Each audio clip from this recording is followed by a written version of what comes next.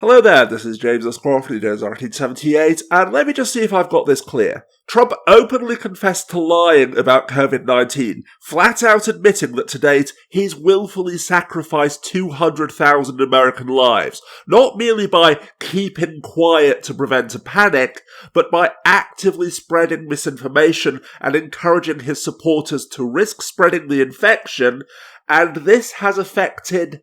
nothing. The people who hated him anyway are still going to vote against him regardless. The people who loved him anyway are still going to vote for him regardless. Nobody else gives a flying fig, and the polls haven't budged a smegging inch. Seriously, people, I know that it's 2020, we're all jaded and cynical and nothing means anything anymore, but if the Stormy Daniels and Russian collusion stories could dominate the news cycle for months, then so should the fact that #Trump knew COVID-19 was a deadly threat, yet hoped that it would only kill people in the blue states, actively withholding a track and trace system that would have saved lives so that he could blame those deaths on the Democrats as an election talking point, mocked masks and social distancing, held massive campaign rallies, and otherwise actively encouraged people to spread the virus. After all, if Trump had literally picked up a gun and shot someone in the middle of Fifth Avenue, although I agree that he probably wouldn't lose any votes over it, pundits would still be arguing about it a month later on CNN. So I suppose then that this is merely another example of just how polarised America has become, that it's only bad when lefty liberal socialists do it,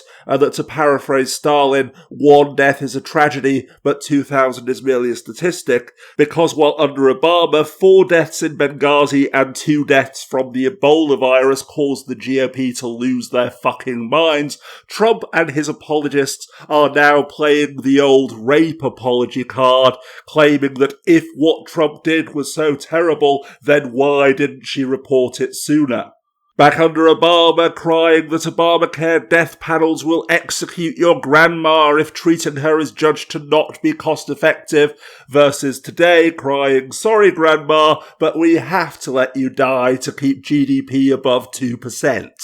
After all, around 40% of Americans are so terrified of the lefty liberal boogeyman, so convinced that Democrats are all satanic child-raping cannibals who will send black supremacist Antifa thugs to rape your goldfish and, most terrifyingly of all, reduce the value of your home, raise your taxes, and hinder the stock market. The horror! They will give their vote to anyone who plays into and validates their fears, meaning that therefore the voluntary manslaughter amounting to genocide of 200,000 Americans is no biggie, because even if it is true that Trump could have saved those lives but chose not to do so because he didn't see how it would benefit him, wearing a mask is still sissy gay cuck mangina feminazi communism that robs me of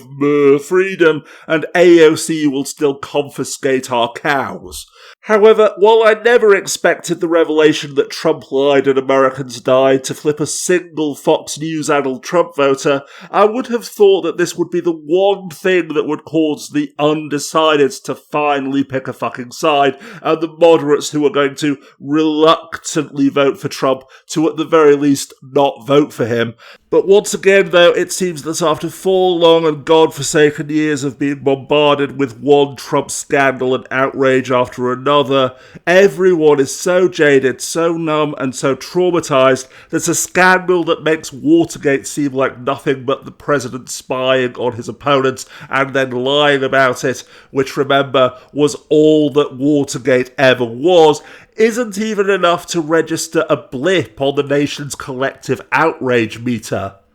Ask your doctor about Not Normalzol. Not Normalzol is a prescription-strength slap to the face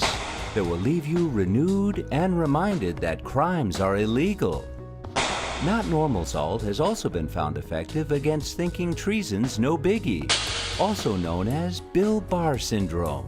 So ultimately then, the only silver lining in this new number one reason for why aliens have every right to declare us to be an evolutionary mistake and wipe us from the face of the planet is that if, as I suspect, this proves that the election is already over bar the shouting, that since, with the exception of a handful of indecisive nobodies who aren't statistically significant and who can't even decide who to vote for after hearing that one candidate committed mass voluntary manslaughter bordering on genocide and hoped to blame the deaths on his opponents, everyone already knew who they were going to vote for before Biden was even nominated, meaning that Trump openly admitting to what amounts to genocide doesn't make the slightest bit of difference, then nothing that he or his winged propaganda monkeys can possibly say about Joe Biden or do to him before the 3rd of November will make the slightest bit of difference to the polls either. After all, Trump and his minions have been trying to incite a paranoid terror of the leftist liberal boogeyman since May.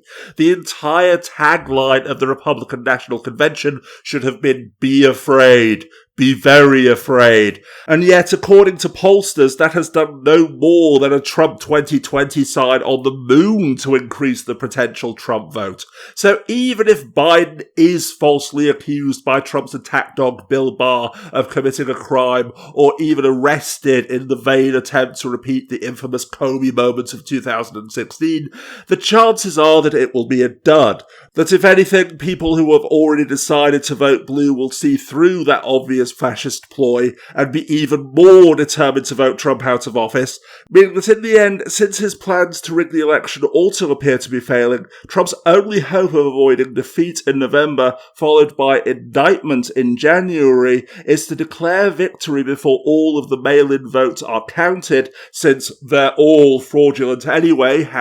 #rigged election, and then use the ensuing protests as an excuse to declare martial law, effectively appointing himself president for life in the name of defending democracy. So this is how liberty dies. With thunderous applause.